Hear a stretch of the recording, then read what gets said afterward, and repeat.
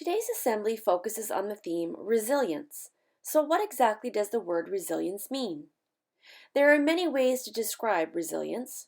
Resilience can be your ability to recover quickly from difficulties that you encounter. It might also mean your ability to bounce back from things that knock you down. Bouncing back is what we do when we face disappointment, defeat, or failure at something. But instead of getting us down, we get back up and try again. Sometimes resiliency means mental toughness. It can be about having a positive outlook, confidence in yourself, and learning from your mistakes when little struggles get you down. Sometimes resiliency means mental endurance, which basically means you have willpower and can persevere even when the things you have to do or experience are difficult. In your life, in school, in sports, or even with setting goals for yourself. So, really, resiliency is about bouncing back from difficulties, having mental toughness, and mental endurance to keep on keeping on, even when things get tough. The crazy thing is, there are lots of examples of resiliency all around us in your classroom, your school, your community, your city, your province, your country, and around the world. Let's start by taking a look at some famously resilient people. One of the best basketball players of all time, Michael Jordan, was cut from his high school basketball team in 1978. He was quoted as saying, "Whenever I was working out and got tired and figured I ought to stop, I'd close my eyes and see that list in the locker room without my name on it. That usually got me going again." He showed great resilience when he was cut from the team and used it as motivation to make the team the next year. He went on to be the star player of his high school basketball team, then went on to play for the University of North Carolina Tar Heels, and then on to become one of the most decorated athletes in the NBA. By the end of his basketball career, Jordan had scored 32,292 points, earned 6 NBA championships, won the MVP title 5 times, and made 14 All-Star game appearances. Imagine if he'd quit trying after he was cut from that team in 1978. Many of you know J.K. Rowling as the author of the famous Harry Potter series of books. But she also had to show great resilience and face a number of failures before she was finally able to publish her books. When J.K. was only 25 years old, she had only just begun to write Harry Potter when her mother passed away suddenly. J.K. also had a daughter shortly after this time and was a single mother struggling to make ends meet. She had a very difficult life but continued to write the Harry Potter series. She sent her books to many publishing companies but was rejected 12 times over 8 years before a publishing company in London, England offered to publish the book.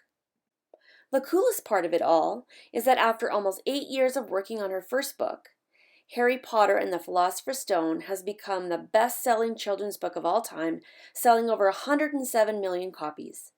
J.K. Rowling is one of the most successful children's book writers in the world. Imagine how resilient she had to be to keep trying to sell her books to be published for 8 years.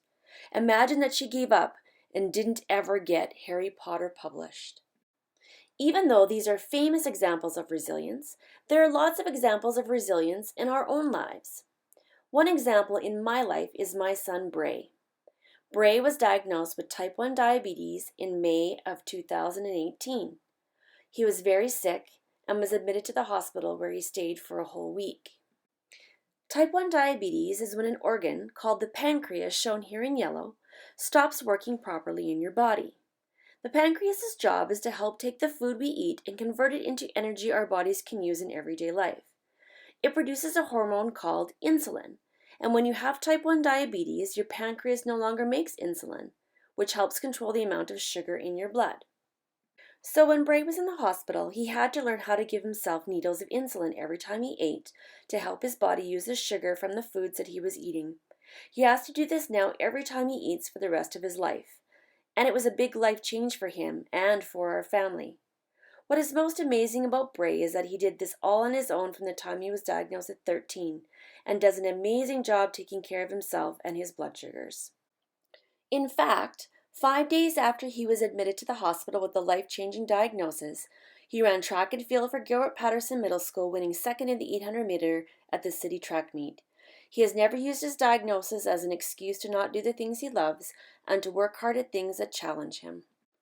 This doesn't mean that he never felt down, frustrated, or upset by the diagnosis. In fact, there were lots of days that we all felt overwhelmed and very sad about it all. But Bray showed his resilience and continues to show resilience because he doesn't let type 1 diabetes get in the way of his goals and dreams. He golfs, plays competitive hockey, runs cross country, plays badminton, and runs track. And of course, plays Fortnite. These are big examples of people showing resilience in big ways. But resilience doesn't have to be big or famous. In fact, there are students right here in our school that show resilience every day, in the classroom, on the playground, in their lives, and in the activities they do every day. Tell me about a time where you had to be resilient. When one time I took the wrong test and I had to retake another test that was a bit harder than the other one, but I decided to just calm down and finish the test, and then I was happy. Perfect. Hey, tell me about a time where you had to be resilient. When my brother teases me, I have to go somewhere else and calm down. Where do you usually go to calm down, and what do you do when you're there? I either go outside or to my room and I just take a minute and breathe. Tell me about a time where you had to be resilient.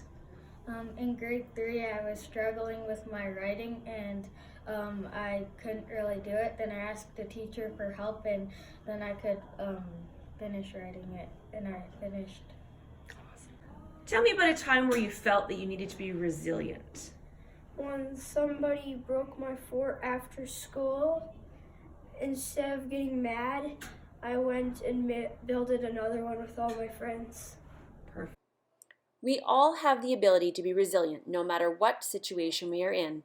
Remember, to be resilient, it's important to be able to bounce back, to show mental toughness, and also mental endurance, where we have the willpower and perseverance to push through and do the best we can in any situation.